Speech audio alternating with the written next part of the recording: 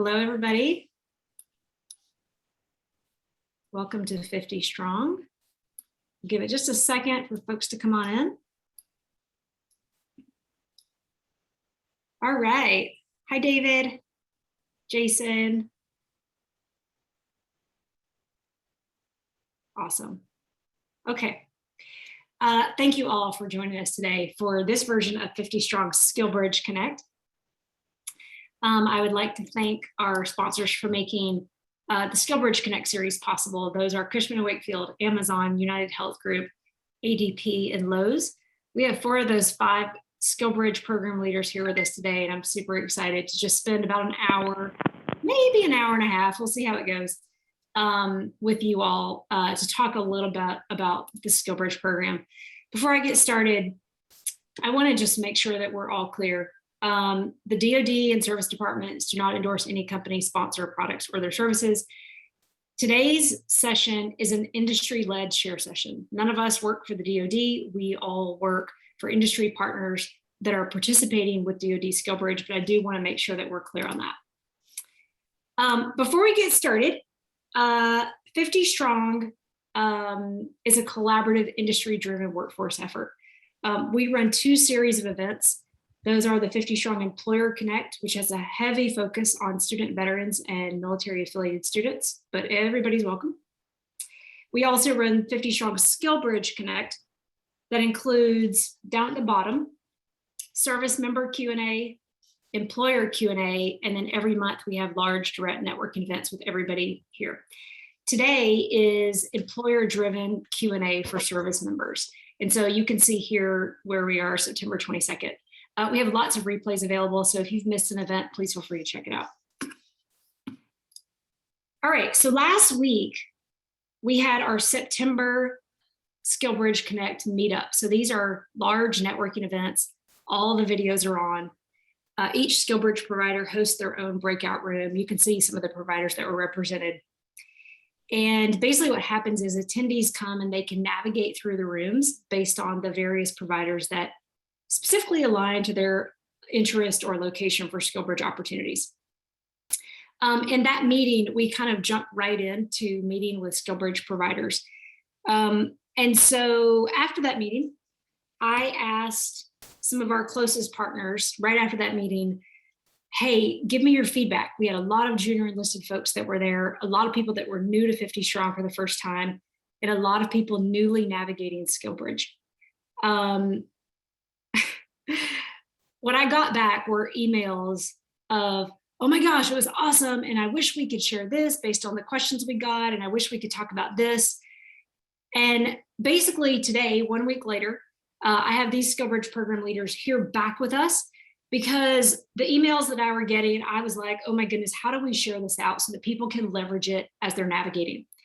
And so I am going to turn the screen share off. And I would like to welcome our panelists for today's discussion. This crew is on the front lines of SkillBridge. Oh, hi, Shakira. Awesome. So happy to see you here. This crew is on the front lines of SkillBridge navigation, recruitment, placement, and the insight that they have based on their program, and many of them have been in this space for a long time.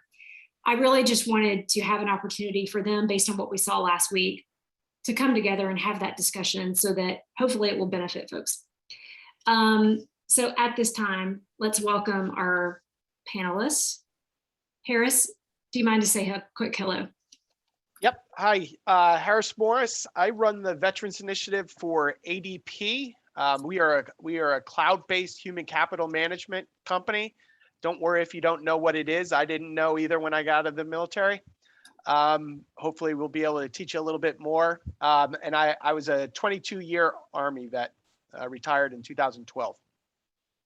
Harris, may I ask, listen, so last week, for the first time ever at 50 Strong, I asked about rank. I often don't because in the civilian world, it simply isn't the same, right? But it is helpful for us because I think it's important in our outreach. And I also think it's really important for workforce opportunities. Harris, do you mind to just share with us what rank you were when you separated? Yep. So I got out as a lieutenant colonel and I was an armor officer. And so I went into industries that did not have tanks. Thank you, Harris. All right. Next up is Jamie McCall from Cushman & Wakefield. Jamie, how are you? You're on mute, Jamie. You're on mute, Jamie. I swear I clicked it off. Thank you.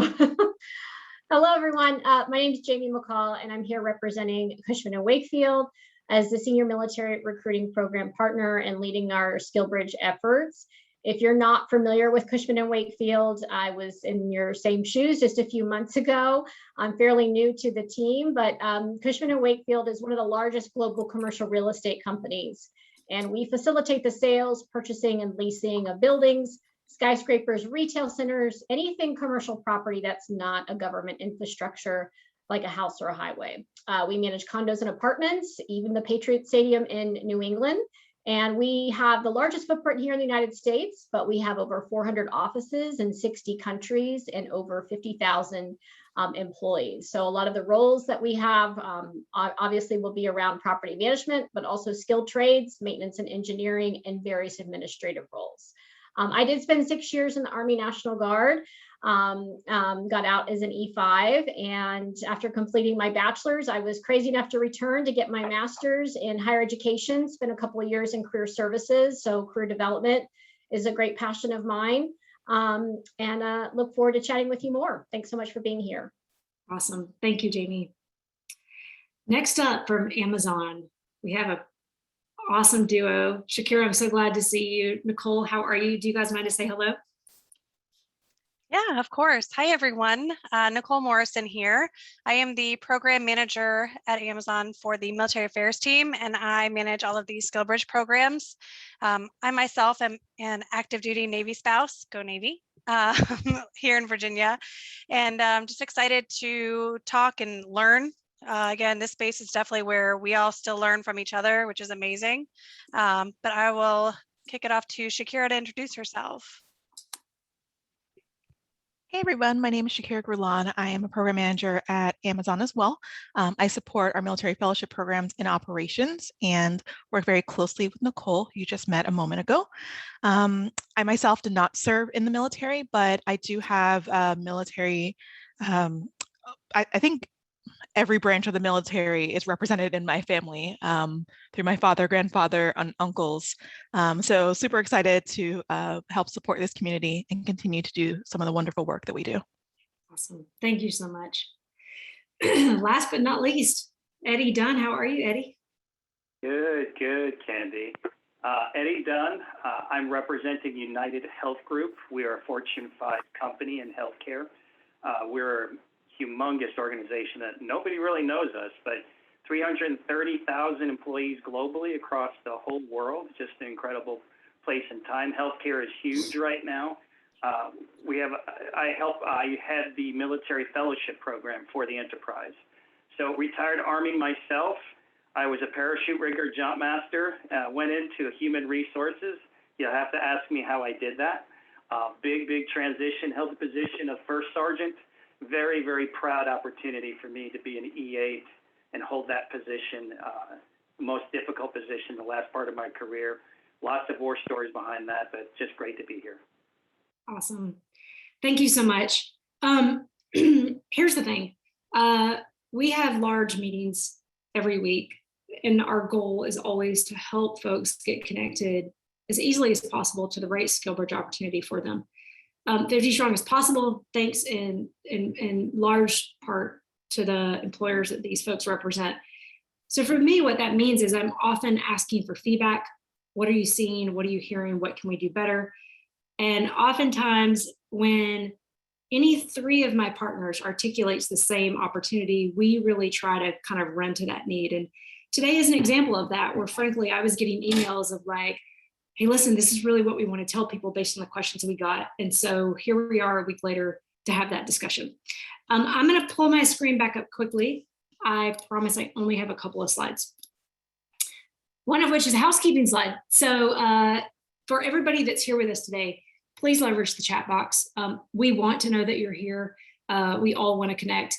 If you have questions just for the panelists that you are specifically hoping that they can address from an industry perspective, please go ahead and put those in the Q&A box. We're all going to keep an eye on those.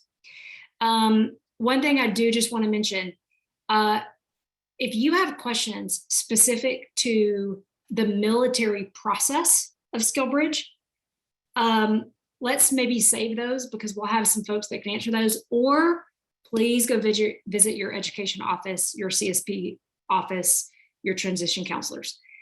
Really what we want to focus on today is helping you understand the industry side of SkillBridge so that as you're connecting with industry partners with SkillBridge programs, hopefully knowledge is a little bit of power.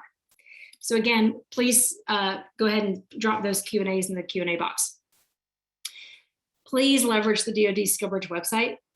Boris Kuhn and his team are doing an awesome job putting as much information there as possible. Please leverage that. All right, so hopefully at this point we all know, but just as a reminder, SkillBridge is a phenomenal opportunity for your marketability and your post-separation career prospects. It is for any rank, enlisted, or officer, and it's for up to the last 6 months of your active duty time of service. The most important thing is industry partners are basically creating opportunities based on workforce needs. So we're going to talk about that. One thing before we open up our discussion, I put together a slide this morning. I've shared parts of this before, and I got feedback from this crew. I just want to talk a little bit about kind of timeline for SkillBridge and some of the realities. Please, as early as possible, talk to your command about your intentions to participate in SkillBridge overall. One of the things this team is going to talk about is how do you identify what you want and align that to a workforce need? That's really important, that alignment to a workforce need. And then you'll receive a SkillBridge offer.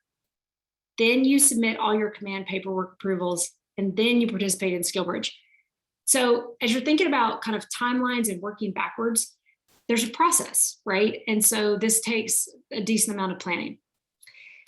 I also wanted to share one last slide with you, which is different ways to participate in SkillBridge. One of the most common questions I get is some employers have gone to the DoD and have stood up their own SkillBridge programs. So all the ones that you see here are authorized by the DoD to run their own SkillBridge programs. There are other DoD authorized programs that also work with employers. And so sometimes we call these third-party partner programs, sister programs, that kind of thing. So this is one of the most common questions that I get about how do you find out all the different opportunities given that programs run differently. I'm going to use our friends at Amazon as an example. So Nicole and Shakira will talk a little bit about both of these hopefully, but Amazon, if you look on the SkillBridge website, they are listed as a DoD SkillBridge provider, right? They also work with Hiring Our Heroes through the Hiring Our Heroes Corporate Fellowship Program.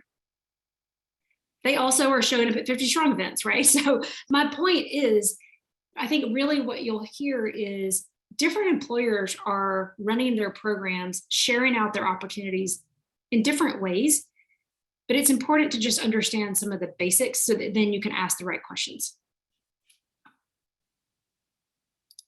Okay, so at this point, I am going to ask, so we had a really big meeting last week.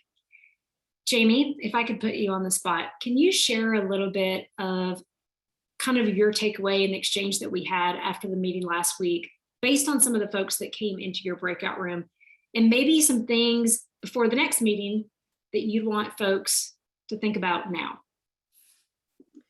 Sure. So a couple of things I think come to mind. One would be preparation. And with what preparation can mean, and that really can be for any company that you might be interested in, is doing a little extra legwork on the research part. So I know it can be confusing going out even to our site and you see SkillBridge opportunities and there's like 4 buckets of different categories. But in essence, we can turn any one of our full-time opportunities into SkillBridge. So that's the caveat, along with the side of, as long as there are some transferable skills. So as an example, if you have an end goal to be the CFO, but you have no financial background, we're not going to be able to turn that into a SkillBridge opportunity, right? There's got to be some transferable skills. But in regards to, the preparation side, right? That's looking on the website, that's reviewing job openings, that's having a basic understanding of company information, and even expanding your network. If you're on LinkedIn, trying to find maybe even a veteran that's working at our company and conducting informational interviews, asking them questions, tell me a little bit about the roles, tell me about the work environment, the culture, projects that you work on, challenges that you face, what's the career development path look like?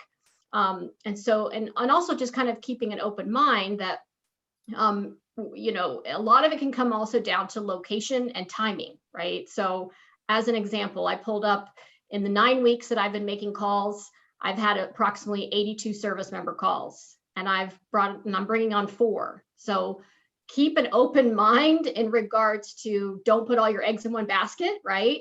But also encouraging to stay in touch and follow up, right? So there's a right way and perhaps a wrong way also in regards to that follow up, as far as being assertive but not aggressive. But it also does show interest in initiative. So encourage that as well. I would say, just like the military, it can be a hurry up and wait. With our process, I'm submitting you to our recruiters and our hiring managers. And so some are very responsive and others take a couple reminders. Just like many industries are short-staffed, so are we. And so the workload is very high. So just encourage you to be kind of patient with the process, but certainly, stay engaged and keep through with that follow-up. So you mentioned hiring managers and researching open roles. I always think it's important to talk about SkillBridge as an alignment to workforce opportunities, which is how we all work together to hopefully turn all this into full-time employment on the back end. Who wants to share a little bit about what it means so that any of you then feel comfortable putting a candidate in front of a hiring manager, for example? Nicole, Eddie, anybody? Yeah, sure. I think Jamie made a lot of great points as far as, did you do your research? Do you know what roles or organization that you're really wanting to get into? Is this really the opportunity that you've done your homework on? For example, here at Amazon, everybody thinks of, getting your goods in 2 days delivered to your door, which is amazing. But Amazon is just so much bigger than that. And there's so many opportunities. So doing your homework, understanding this is what I'm really looking to do. This is kind of, even if it's a general bucket, saying, hey, I've researched program managers at Amazon. This is what I want to do. So having that research, having that insight of what you're looking to do and how you can transfer those skills. So having that resume, even for a SkillBridge, because ultimately what we're looking for, as far as Amazon is concerned, I can't speak for everybody, but we're looking for this to be a hiring pipeline for you, for this to turn into a full-time opportunity on the back end.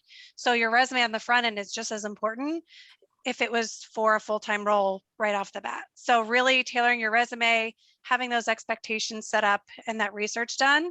And again, being assertive but not aggressive and following up and just touching base. Letting us know this is really something you're passionate about, really wants me to maybe go that extra mile, or make sure that, okay, they really are serious about this one opportunity. They've done their homework, they're following up, they're doing their part. So let's make sure we can put that in front of the manager and have those discussions. But that's just, one example. I mean, there's just a lot of ways to get in front of managers, and I'm sure we'll probably get to that as well. Awesome. Candy, I can jump in a little bit as well, just piggyback on a few of the comments here. I think one of the keys out there is there's a finite number of SkillBridge roles. and many of us are managing a lot of interest for a certain number of roles. And so there's a lot of work that goes on behind that before that rec even becomes something available to you all. We have to have a lot of conversations with hiring managers. We have to talk to them about the program. We have to explain to them, the types of people that are going to be coming in. They may or may not know. And so, all of that is happening. And for many organizations, it's the people you're looking at, right? They're doing that piece. They are making sure that the people who I'll call it the close fight, which is people that are getting ready to start like within a few weeks, that everything is going and happening on those ones. And many times we're also getting calls from people that are, I don't know, a year down the road who want to talk, which is great. That's where we need to get to. And I think it's just, it's competing demands. And so we do the very best we can to get the right kinds of people into the roles that we have. And to be honest, I think it's also important. We want this to be successful. We want you to end up in a full-time job. If we just bring people in and it doesn't work out, that's not good for you, and that's not good for us, and that will make it even more difficult in the future for us to get more people involved, right? So just a few thoughts of what happens behind the curtains. So can I build on that for a second? Because I think it's important. And Harris, I'm so glad you put your finger on that. One of the things that's very tough, there's such, at United Health Group, we made a very deliberate decision to align the supply to the demand without having opening recs, without opening requisitions. What do I mean by that? Because we're a non-cohort style based program. In other words, we don't try to bunch people and try to stick them in one basket. We have a high touch approach, high value, high touch approach where we want to have a conversation with you first. Impressions matter, but when we try to fit the demand, we're always hunting demand on the other side of that. And you never see what's going on the other side because the demand in our business changes almost every single day. There are some static openings that are happening all the time, but at the same time, all of a sudden, your time in that window when we've screened eligibility, when we know you're buttoned up, you got a good resume, and you're in our pipeline, and we can pivot to the organization and say, that's where you fit. Instead of having 10 or 15, 20, 200 of you for one requisition, we may have one or two of you go for that one role where the fit is much higher probability of success. That takes a ton of work. And I'm not saying that to brag or anything. I want anyone to get that impression. We're still trying to figure it out, honestly. And I would love feedback from my peers to say, hey, Eddie, that sucks. Or, Eddie, that's the way we do it. But I illustrate that because it's important that you give us enough time to react. Where it breaks my heart a lot of the times is when I get someone with 30 days out, and I'm trying to pivot quickly to get them placed in the organization, and it's not a clean fit. I'll actually say, listen, I can't help you because I don't want to make a bad fit, to Harris's point earlier, and then all of a sudden you quit 30 days later because it's not a good fit. We spend a lot of time and energy to make sure it's good and clean so we increase the probabilities of conversion, right? So we get to that place. It's an art. It's more art right now than science, to be honest with you. I don't know if my other colleagues are experiencing the same thing, but that's what I'm experiencing at United Health Group. Did Eddie, for all the providers I work with, I'll ditto, I think, that sentiment. One thing along that you made me think of, I'll often hear from service members, hey, I applied to a program, I'm just waiting to get accepted to a program. Applying for SkillBridge is much like applying for a job. And so just because you apply to a program doesn't mean you're going to get an offer for a SkillBridge program. And a lot of that is because of what Eddie and Harris described, which is you're reaching out with an opportunity, like, I want to do technology and I need to live in Tampa. So then what Eddie has to do is he has to go find the hiring manager for a location near there related to technology and start having discussions about the program? Do they have a fit? All that, right? And so in many ways, the folks that are on this call are your cheerleaders and your advocates internal to their organization. But they still have to rely on a hiring manager being willing to participate in the SkillBridge program. Yeah, and I just saw a comment by Nathan. Can you bring up that comment? I think it was along the lines that sometimes you don't hear back. Yep. Was that it? Yeah. Can I address that one directly, because I get that a lot, and it's something that I think and I would ask for a lot of grace on this, but recruiters are the we all would.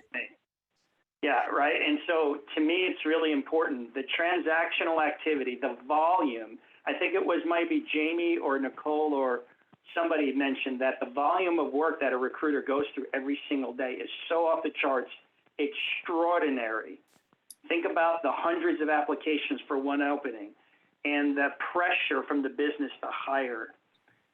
It's a really, really, really tough job. This is before the earlier point was about being persistent, not aggressive, and following up. And sometimes you do enter into a black hole. One, because you didn't articulate your value cleanly. Two, you didn't network well enough. And three, the recruiter's overwhelmed. Sometimes it's all three. And so that occurs a lot. I just ask for patience.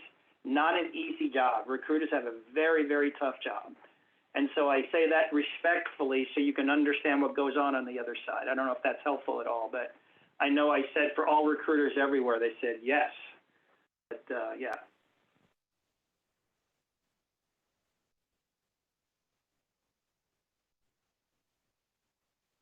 Oh, Candy, you're on mute, Candy.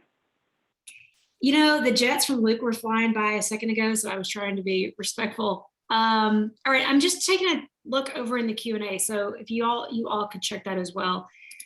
Jamie, it looks like you answered a couple in the Q&A. Any of those that you want to talk about out loud?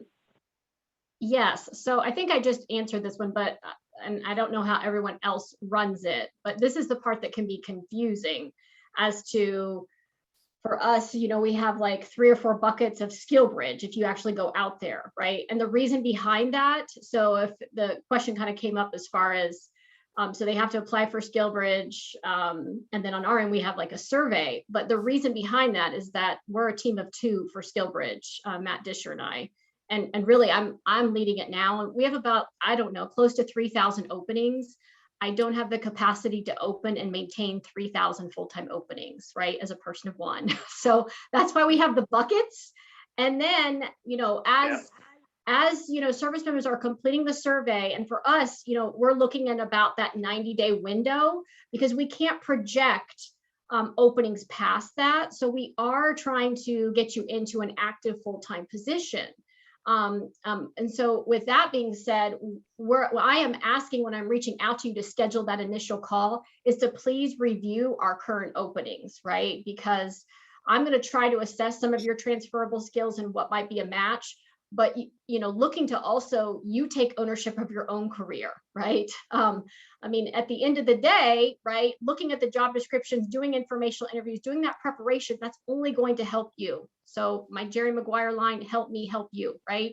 So the more prep that you can do, the more, you know, we can have this make a win-win, right? So as I kind of gave the numbers, you know, that's why it's so important to get out there and take a look at all the different opportunities, do your research. And, you know, back to Eddie's point about the volume, I mean, yes, our recruiters easily 30 to 40 positions that they're holding. And so I never know where a position might be at. I could find something that says it's open and I send it and they're like, oh, we just made an offer, right? So now we're starting over from square one. So the more that you can kind of help out and say, hey, these are the areas that I feel based on the job description, based on my skill sets, that I could be a potential match for. And also, you know, kind of keep an eye too, as far as I get a lot of interest in management director type roles. And you might be in that capacity within the military, but it's not just a direct match over to civilian employment. And you may very well have to take a step back in title, position, and even salary. And here's a tip on salary. Don't go back on if you provide me a salary and then you say, and then I kind of provide you a potential range, and you say, no, that's not going to work for me. And then, I come back and say, well, these are the opportunities that we have. And then you want to backtrack. That's a huge red flag. So I would say, as much as you can, be open and flexible when it comes to that. You might have to take a step back to take a couple steps forward down the road.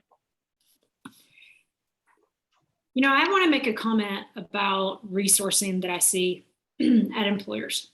So Jamie, you came into Cushman & Wakefield recently to focus on SkillBridge. Nicole, you're 100% on SkillBridge these days, right? Yes. Okay. Here's the thing. Harris, for example, is not 100% on SkillBridge. So SkillBridge is one part of his very large job. Many employers, especially those outside of, call it the Fortune 250, may not have dedicated SkillBridge folks. So it's a part of what their military and veteran leaders are doing. And so again, when you reach out, the number one thing I could recommend is, just to Jamie's point, help them help you. When you reach out, please don't reach out with, hey, what do you have for me? Reach out with, here's where I'm going. Here's what I'm interested in doing. Here's my resume, which I want to talk about in a second. And here's my timing. Because otherwise, that's going to take 14 emails to get that, and nobody has time for that. So as much as you can provide in the upfront is super helpful. All right. Yeah, I come back to Jamie's point about managing expectations. In the military, we don't really learn how to manage our own expectations well enough. When you come out on the civilian side, you have to know what you don't know. First impressions always matter, and managing your own career always matters too. So there's just coming back to the salary piece and managing expectations. There's a little bit of a nuance here that's a little bit of a deflating opportunity or a better opportunity. It's a little bit deflating or uplifting, depending on how you understand this. Sometimes your skills in the military are not going to be as marketable in a place that pays regionally to a certain market demographic. Understand what I mean by that? So if you're a 04 or 05 and you're used to $150,000 a year plus with your BAQ and separate rations, everything out of that, and you're expecting that same salary in a marketplace where that's not really a reality, then you have to adjust your expectations to that market. Your military skills to that civilian equivalent is not going to always be equal. Most times it's not going to be equal. And typically you're going to see it's going to be a little bit lower. So part of your homework is understanding that piece so you can go in and manage your expectations, understanding, to Jamie's point, what the range is in that context. And Jamie, am I hitting that right? I think we're saying the same thing. Yes, absolutely. I mean, I totally understand that you want to make what you're making right now, but also understand that civilian employment does not have a BAH, right? So roles are given a salary range, a budget range based on a lot of various factors, right? Cost of living, or the actual experience, education, the skill sets.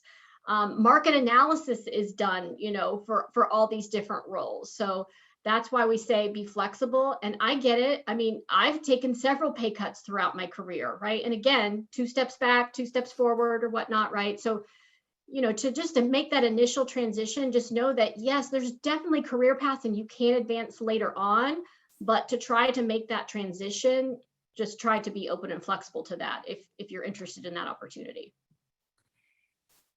So we have a question that I just want to touch on. So the question was, do any of the companies offer flexible SkillBridge opportunities? And by that, I mean, I will move after transition, but would require either a remote SkillBridge opportunity or local to where I'm stationed, and then follow-up employment in the Mountain West region. Yep, Eddie? Yeah. Everyone's got an opinion on this, so You know what? I'm gonna wait. Go ahead. Someone else jump in. I don't want to dominate the conversation. Go ahead. I think it really depends, and that's a very waffly answer. The person, that hiring manager that I go to say, will you come join this program? Will you, support it? They're kind of going in on it, and they're going in saying, yep, I will do this, and I want this person, right? If it becomes something that changes and all of a sudden you have to move or you have to go somewhere else, even if it's known up front, the contract is with that individual that brings you on initially, right? So now, if that person happens to have a virtual or remote job, great, that works out great, and I think all companies right now are reevaluating like what's virtual, what's not. So there's probably more opportunities now than ever. But I think that's kind of my take on it. Eddie, go for it. Yeah, I mean, we experimented early with remote roles, and I was very reluctant to do it. But I said, "Oh, let's go for it." And we had 2 of them, and I'll never forget this. They did really well. I was surprised by it, but working remotely is not for everybody, because you're going from 100 miles an hour to 0 very fast because of the remoteness and the isolation. It's not for everyone, so don't think it is. Pre-COVID, we had a lot of remote roles in our organization, and we do them on a case. I scrutinize them myself very closely to make sure that person's a good fit, right? Because that isolation, we've had 1 or 2 say, you know what, this is not for me. I want to be live into a situation. But as we ramp into a post-COVID world, there's now these hybrid models where you can be in the office for a few days and then you can work remotely. I would make sure you work that out in advance, right? So there are some roles that you're not going to be able to do that. Like in our clinics, you got to be there, right? These are roles where you have to be there. But there are a lot of roles that you can work remotely and be a digital nomad anywhere in the world. So it runs the gambit, but it's not for everybody. And we'd like to see it expand and grow. We're pretty selective when it comes to that, because it takes a little getting used to. And I've gotten feedback over and over again from our transitioning service members. Hey, Eddie, it's not what I thought it was going to be. I'd like to go do something else. Or I miss talking to a human being, and those kinds of things. So. Nicole, any thoughts? A lot, but when it comes to the remote aspect, and we get asked all the time, because Amazon is doing a lot of things remotely, and we're reevaluating, and starting January, we're going to a hybrid model. Some roles, regardless, can be remote, whether it's for SkillBridge training or for a full-time offer. So you would want to confirm that up front, like they mentioned. But I would caution and suggest to everyone to find opportunities with teams that are at the location where you're wanting to go full-time. That's the biggest piece. And I think a lot of us can share that. That's probably the top question I get is, where are your opportunities? I want to be in Texas. I want to be in Florida. I want to be in Florida, but unfortunately we don't have a lot of opportunity in Florida all the time. So definitely manage those expectations as well when it comes to location. If you have flexibility or not, if you know where you want to go, start looking for opportunities and what areas are hiring, or what groups in that organization are hiring there, and start there. Because if location is your number one, go for it. That would be my best suggestion. Location is always going to be pretty inflexible if the team is in Nashville and you want to be in Florida. It just won't work out. So again, with the homework, do your homework, look what opportunities are in the location you're looking to get into, or make that known up front. I am going to be going home to Texas. What opportunities do you have in this location? So what you all have been talking about is this alignment to the workforce need. And so I love when service members are reaching out like, hey, I want to do this and this and this. Awesome. We have to align that to a workforce need. And You know, I have a lot of new employers that will ask me for feedback on SkillBridge. Should they do it remote? How do they think about setting up their SkillBridge opportunities? The number one thing I tell them is, what is your overall workforce opportunity today? If your entire workforce is remote, fine, offer a remote SkillBridge role. If your workforce is mostly in the office, it probably doesn't make sense to bring on a SkillBridge participant that's remote. It's probably not going to work out for everybody. So really, I think it's really about the workforce component, because the idea is hopefully early onboarding for what will eventually be a full-time employee. Okay, y'all want to talk a little bit about resumes and the importance of having a really good resume when you apply to a SkillBridge program? Oh, how much time do we have?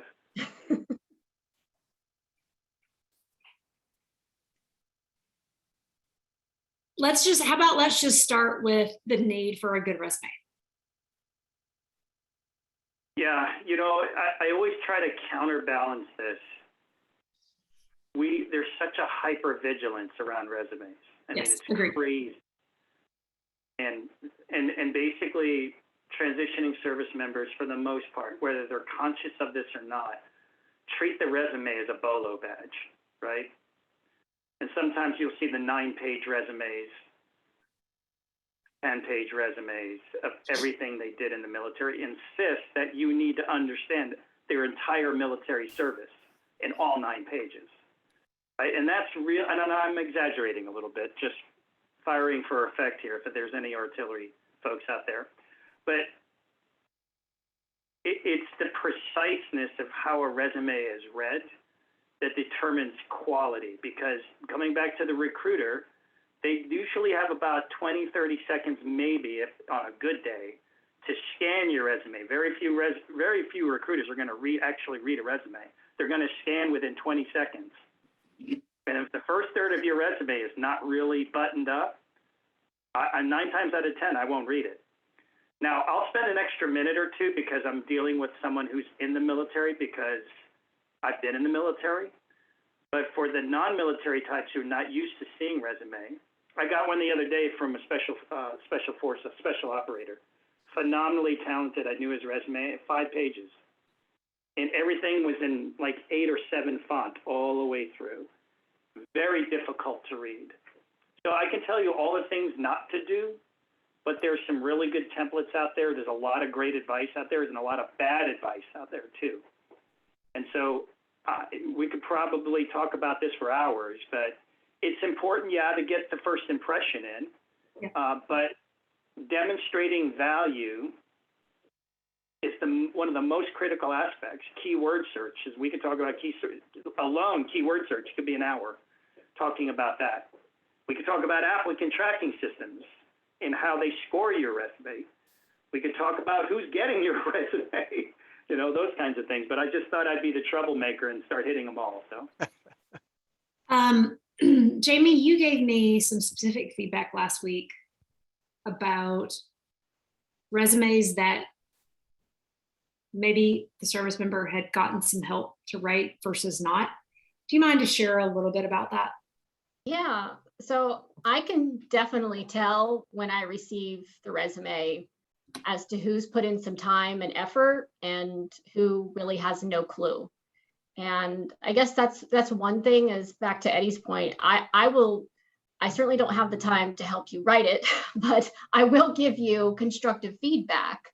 And I had someone who wasn't even SkillBridge, but I told him, I said, and I try to make that connection, as someone from the Guard, right? And as someone who's been in recruiting for almost 2 decades, I highly recommend that you take some extra time, because you were really selling yourself short. I mean, the resume was only half a page. And knowing that he was in the Guard, I knew that he had to have former work experience besides his Guard experience, right? Putting my old career services hat back on when it comes to bullet points, right, is just having those bullet points and using a quick, what I call CAR method: context, action, result, right? So describe to me what you did and what were those results of that, right? And then as far as tailoring it, I know that can be a little bit tricky when perhaps maybe you don't know exactly what it is that you're doing, but that comes back to the preparation part, right? So if you have taken some time and looking at some of the roles that we do have available, and then maybe we don't submit you right away, but you go back, like for instance, I talked to someone today and I said, I would recommend that you take your salary off of your resume because you are cutting yourself short one way or the other. And he did. So definitely taking some time to put forward a polished resume, because that's going directly to the recruiter and the hiring manager. And to Eddie's point, yes, I don't know if I'd even give it 20 or 30 seconds. It might be 10 if they're looking for those, you know, key skill sets and those buzzwords. Because keep in mind, you're also competing against other service members and other external candidates that could potentially have, you know, skill sets relevant to the role. So while we are all pushing for you, you're also competing against many others. So definitely, I can't recommend making sure that you've got a buttoned up, polished resume. All right. I have a couple of things I wanted to also share.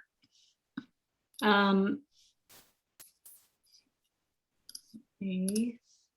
All right, so often we'll hear, how do you find opportunities? Okay, I'm here to tell you there is no magic database that lists all the SkillBridge opportunities everywhere. It just doesn't exist today.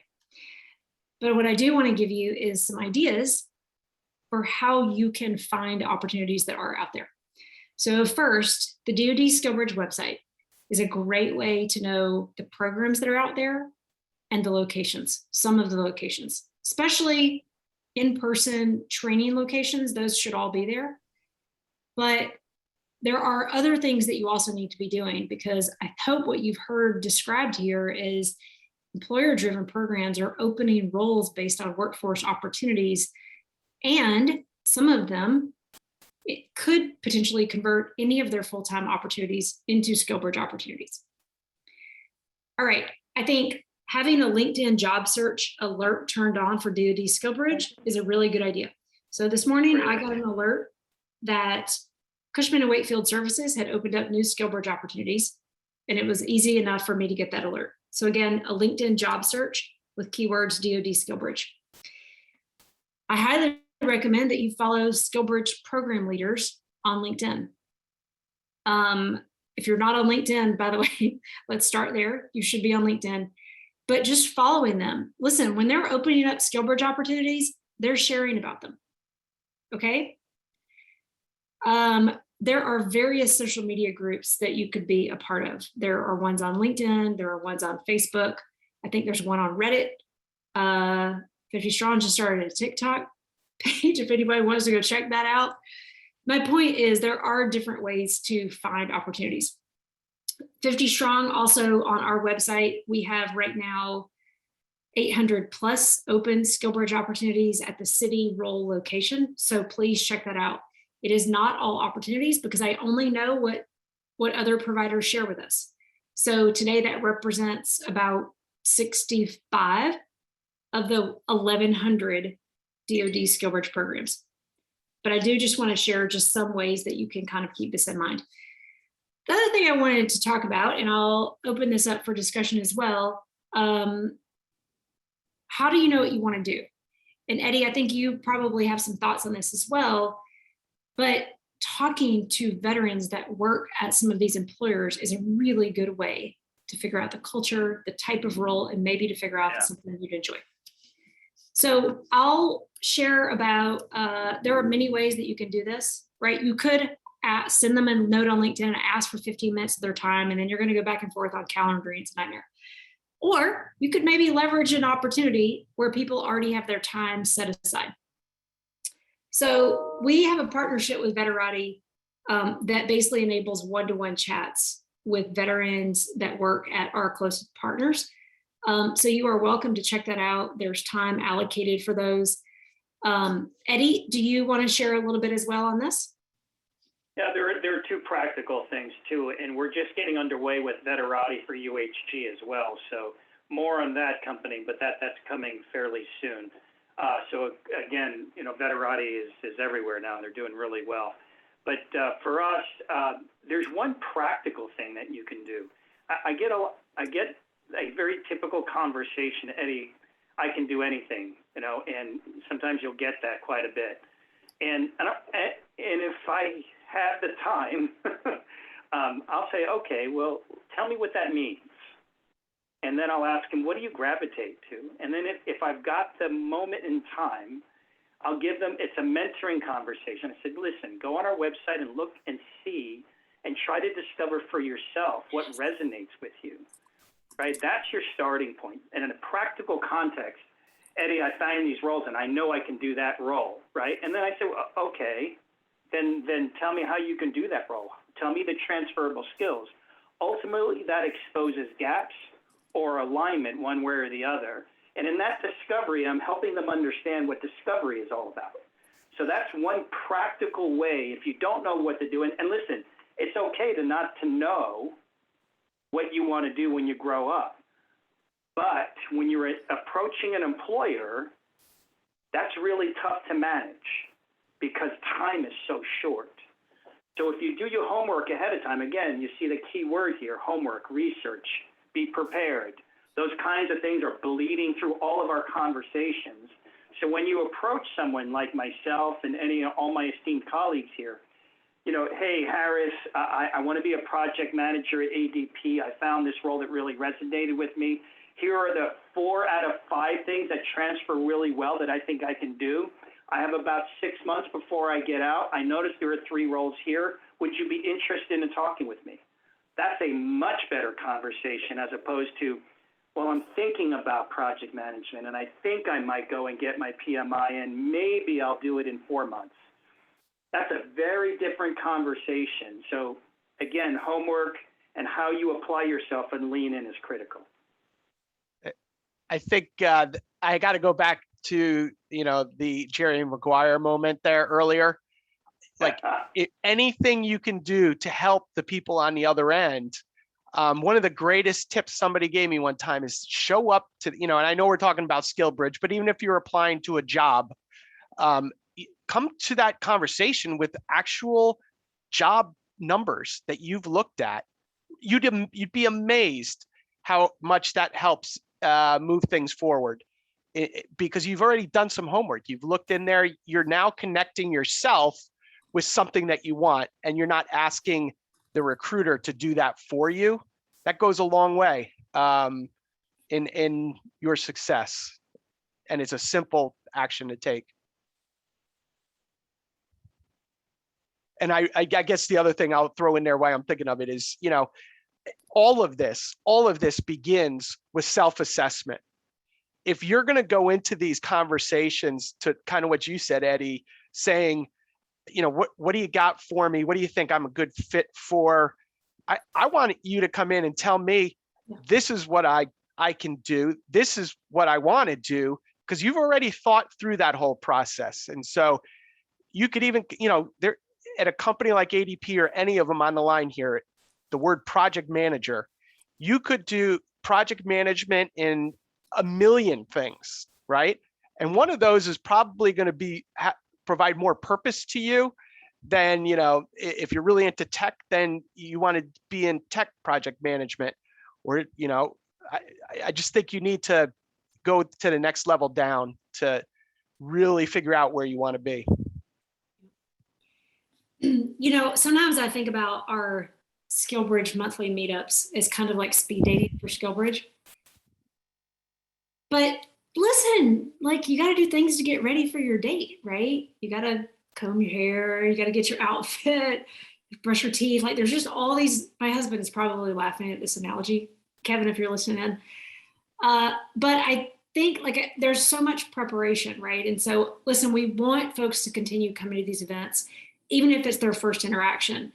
But I think the goal is we also want people to understand the preparation that we all need them to do so that when we show up for the date, things can go really well. Andy, it's a really great analogy. And actually we used I it. love dating analogies actually, Jamie. Yeah, it really is. I mean, it's kind of like you know, if you were trying to find the one, like, would you just show up without any kind of preparation, right? So the same thing on the job side, you know, because when you do that and you're not prepared and, you know, it doesn't work out, then you're essentially divorcing, right? And you're starting all over again. So that's why the preparation side is so important. Yeah, and just to caveat on that, I know we talk about preparation, but there are so many resources and opportunities to do that right now. I mean, you know, I would certainly recommend taking advantage of all of them, you know, not just company specific. Shameful plug, like we have our military affairs webinars on a bi-weekly basis, where because of the size of Amazon, we know not everybody's aware of everything we do. So we have these webinars where you can come learn from managers, recruiters, most of which who have a military connection, if they're not veterans themselves, to talk about their transition into Amazon, what that looked like, what that path looks like. Not all of it was SkillBridge. And so again, just utilizing resources like that or resume writing resources. There's just so many opportunities to take advantage of that I would recommend that to everybody. Hey, Jamie, you touched on something. Sorry, Nicole, you touched on something I want to talk about really quickly. SkillBridge is one avenue into a company. Not everybody is going to be able to participate in SkillBridge. This is the reality, right? And I often, listen, many of us are very strongly advocating for SkillBridge because it's such a great program, almost to the extent that I personally feel this, that I don't want service members to feel like if they don't get to do SkillBridge that all is lost. It's not. And so Nicole, I appreciate that you just mentioned that. There are many avenues. Listen, side note, some companies actually prefer to bring you in after you've separated it as a full-time employee because it's an easier lift, right? So just keep that in mind. And even if your command denies you, it's still a really great opportunity to build those relationships and network. Yeah, and if I can just build on that for a second, Candy, I'll tell you a real world story. And I had a nurse practitioner, PhD, we couldn't place fast enough. And the organization was not quick enough and nimble enough to be able to place this person. It was really struggling. Top heavy officer, not easy to place a very senior type of person. It takes time. And we were running out of runway. And so and at the end of the day, I made a referral outside of the organization, and that other organization picked them up very fast. So we have vast networks between us. I wouldn't hesitate for a second to talk to other employers on this panel right now and say, listen, I got a rock star here. Do you want him? And I do that all the time. So chin up on that, because managing expectations like this, I've even had folks get to the final round and not get the job and be extremely frustrated because they thought they had it in the bag. And at the end of the day, I said, is it maybe because the other candidate was better than you, maybe? You know, and instead of thinking the other things like, hey, listen, why didn't I get the job? I did everything right. And even that sometimes puts you in a position where you don't really get the role. And it's not always easy to manage that. But we have a really good, strong network of folks to make referrals on, and I do it every single day. I'll second that. A lot of Harris did that not too long ago. Joshua, I know Joshua, and I saw you raise your hand, so I hope you meant to do that. Your mic is open if you have a question and would like to say something. And also, no, I just noticed that. I'm sorry. Oh, did you not mean to do that? No, I didn't. My phone slipped over. I accidentally did that. I apologize. Well, thank you for being here. I'm always happy to see you. No, it's a wealth of information. It's really good for me to hear this. I appreciate it very much. Awesome. Okay. Candy, I just wanted to add one other thing that Eddie was mentioned just now about, you know, if you don't get the opportunity, if they select another candidate, you know, I would also look at it too, is that the word no or the rejection per se to me is just an opportunity for a redirection, right? And at the end of the day, it was not meant to be. And that has happened to me multiple times. And I look back now and I'm kind of grateful, right? So use that honestly as just fuel to pivot and move on, right? As we would say, pull up your bootstraps and and move on, right? So look at that as an experience, take it from what it's worth, learn from it, and continue to move forward to, you know, the next opportunity that could very well be the right fit. Awesome. Okay, are there other questions? If anybody has questions, go ahead and drop them in the Q&A box.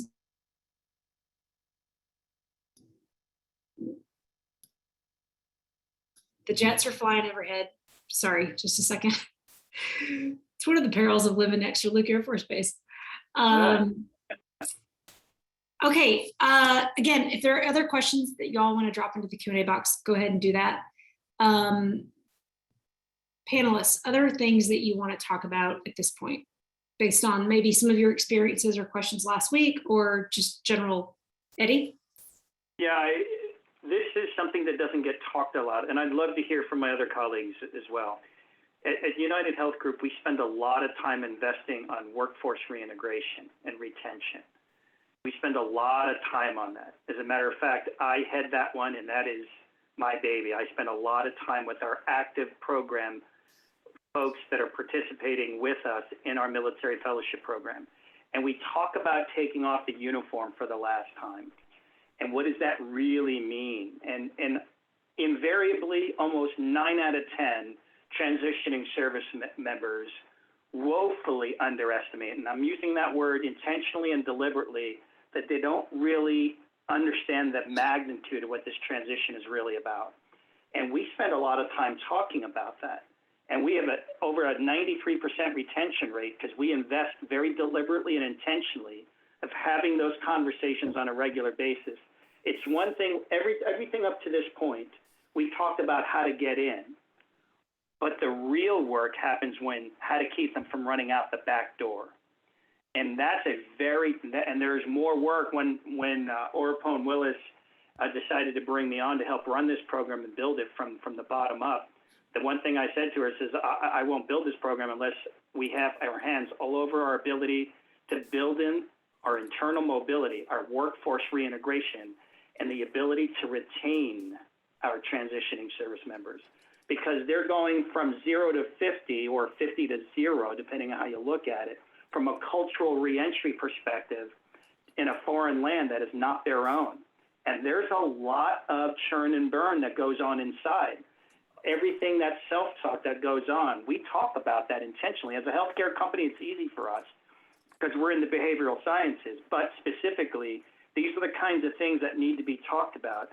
Make the time to invest in yourselves, understanding what that transition really is. Hey, Eddie, I like what you're saying. You know, one of the things that I've seen is if you don't do that, and we talked about it a little bit earlier, if you don't do that front end analysis of yourself, and making sure that you're getting to a job that's in a tight shot group that's right for you, okay, you're still going to have to deal with that acclimation, these new things, what career progression looks like in the civilian world, you know, all these new benefits and things you got to work through. You're going to have to deal with that. Everybody does. But if you add on top of that a bad selection or that approach that said, hey, you know, I can do anything, right? I've done all these jobs in the military. You're coming from the wrong place. I think you really, really have to have done that analysis on yourself. Do all the reconnaissance, you know, I'll throw the terms out there, right? But you can find out a ton from veterans that are sitting inside of the companies here online, or, you know, any company that you're interested in. Just do a veteran, you know, do an advanced search on LinkedIn, look up, you know, whatever service you were, US Army, ADP, and you'll find a whole bunch of people that are there, and they'll talk to you. Reach out to them. You know, it's not normal to reach out cold in the military so much. You know everybody that you're talking to, but do it. Do your homework. That's part of that research I think that we were talking about previously, of really understand the culture of the company. What does this job really do? And that'll help that process. It won't make it go away, but it'll help a lot. Yeah, and I would just add to that, LinkedIn makes that very easy for you. If you go into a company, you can even put in your branch of service. It's going to show anyone who works at that company if they have that information listed. So that's a great way to start your informational interviews, by asking those questions about projects that they work on, challenges that they face, what's the leadership like, what's the culture like, and do multiple of those conversations so that you can then assess, hey, could I see myself at this before you even apply? Having learned the hard way, if I had to go back and do it all again, right? That's what I would have done, because you can find out a lot of pros and cons about an organization by talking to multiple people that are working there. Yeah. I also, for those that are joining us live, David put a note in here and he said he's attending all of these events before he can apply for anything. And by all of these events, David, I hope that, and here's what I tell people. Listen, I want you to come to 50 Strong, right? We're working really hard, but I want you to participate in lots of events. So Nicole mentioned that Amazon has their bi-weekly military webinar series. Our partner Wells Fargo does one almost every week. Like, there's so many ways that people could engage. There are wonderful nonprofits out there that are putting on career readiness workshops. Hire Heroes USA has a program just for junior enlisted service members, which kind of near and dear to my heart. So there are so many ways that folks can and should be engaging. And what I tell people is navigate them all, find maybe 3 to 4 that you really like and go for it, right? There's no one easy button. And a lot of time, I think it's the repetition and the exposure and just listening to the conversation that I think really helps. Jose has asked a question. Any recommendations for someone who's spent the majority of their career in the artillery? It's very difficult to translate day-to-day operations. And I think we're all nodding because this is something that we hear often. Who would like to maybe give a little bit of feedback on that? Harris, you're not artillery, right? No, you're. I was an armor guy, but I can relate. There's no artillery pieces in corporate America either. I was a jump master parachute rigger. So how did I go from being a rigger to a warm fuzzy HR guy? How did that happen, right? So it comes down to, and I'll just kind of tip the hat because it's a great question. It comes down to what Harris said previously. What do you really want to do? And take a sobering analysis on what the gaps are, so you know how long your runway or how short your runway is. So if you're an armor officer, right, or you have an education, so you do have an advantage. But if you're enlisted armor and you're an E6, E7 and you're going to school, sometimes that's your buy time to figure out what you want to do, right? So there's a way around that. Come back to the job description. What really resonates? What do you want to be when you grow up? So you're in a discovery period where you're going to have to explore that. Don't force others to have to discover it for you. Again, it comes down to that H word, homework again. What do you really want to do? And you have to be pretty ruthless on what the gaps are, right? Because the employers are going to tell you by their silence what your gaps are. Think about that for a second, right? If nobody's calling you, and we call it the dreaded black hole where military resumes go to die, right? So when you get to that place, after the 100th application and nobody's calling you, right? Maybe that's the way to pull back and assess what do I have to do now? What am I doing wrong, right? It's that definition of insanity. So that's what I would offer just to get the party started here. Awesome. Okay. Other ideas, thoughts? We don't have any questions in the Q&A. I think we've covered them all. All right. With that, let me share my screen one more time.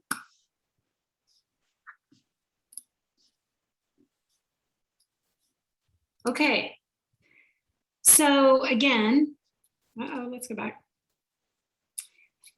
Again, we are now running near weekly engagement opportunities, always featuring military ready, currently hiring employers.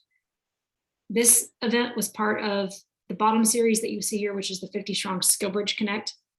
Our next meetup focused on SkillBridge is going to be October 13th. All of the providers here will be a part of that. Others that are planned to be a part of that, I'm finalizing all the participants today and tomorrow, so we should be able to share that next week. But what I try to do is I try to have really good variety and kind of national opportunities. So we pull in different providers based on that. October 13th. Next week, if you are a student veteran or a military affiliated student, please definitely join us at 50 Strong Employer Connect networking event. It's just for student, not just, it is focused on student veteran opportunities, but all service members, all veterans, all spouses are always welcome. As a matter of fact, an employer just sent me a note this morning that was at our last student veteran event, and she personally referred 2 SkillBridge candidates to their SkillBridge program lead as a result of that. She also personally referred 2 cleared veterans that weren't in school, but that came to that meeting to her company. So here's the thing, all 50 Strong events are open to everybody. If there are employers there that are of interest to you, take advantage of the opportunity. Hey, Candy, there's one more question in the Q&A. Do we want to get to that? Yes, oh, please, thank you, Eddie. Yeah. Yeah. So he says, I'll say I've looked at hundreds of listings. This is Nathan's question.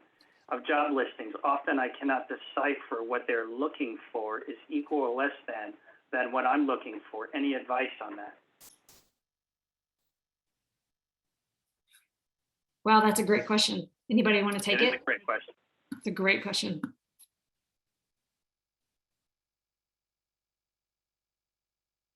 I'll take a shot at it if no one else wants to. Please, love it. So I think you should reframe the question. I think the word decipher, you're trying to figure things out, what they're looking for. I would come back to my earlier comment and find the jobs that resonate with you first, right? Find the job that resonates for you first, and then look at your skills and see if they line up. If you have a mentor, go to that mentor who's got the civilian equivalent experience, say, listen, here's a subject I want to talk about. I found something that I really love, but I need a sober judgment if my skills line up here. Can you help me decipher it for me? Because, again, you have to know what you don't know, right? So then you get to calibrate where your gaps are. It's like, wow, they're asking for a master's degree, and I'm just starting college, and I'm only taking 2 courses. Well, that's a big gap. Or they're looking for 20 years experience in lieu of an education, and you've got the 20 years experience. Now you're in the running, but now you got to match up to those skills a little bit more crisp, right? So find someone that's close to that type of job and that type of vocation to give you the sober judgment around whether you line up or not, right? That's one way to figure it out. That's the way I would approach it. Yeah, I'll just add to that too, Eddie. You know, you may not have all of the skills and experience for what it is that you're looking for right now, but kind of to go back to my point and to Eddie's point about a mentor or finding someone in that organization is what are the steps that they took, right? So, and I'll just use my own background, you know, way back when I wanted to get in HR and recruiting. Once upon a time, I had no experience in recruiting. You know, I worked in waitressing, I worked in retail. I worked as a customer service rep, right? I worked as an HR assistant and then an HR coordinator. So step by step, I took those steps and finished my degree with the overall, you know, goal and outcome of how am I going to reach that? So I would peel it back like an onion, and where do you have to start at the basics to get those core skills and utilizing your network and mentors and other veterans to kind of help you, you know, lead as to what steps that they took to get to their goals. So yeah, I would take it a step back. You're not always going to be able to get the job that you want today, but what are the steps that you can take to get you to your end goal? Great questions. Okay, so Harris, thank you for the suggestion. For those of you that are listening in, we do monthly information sessions just focused on SkillBridge. Often this group is here.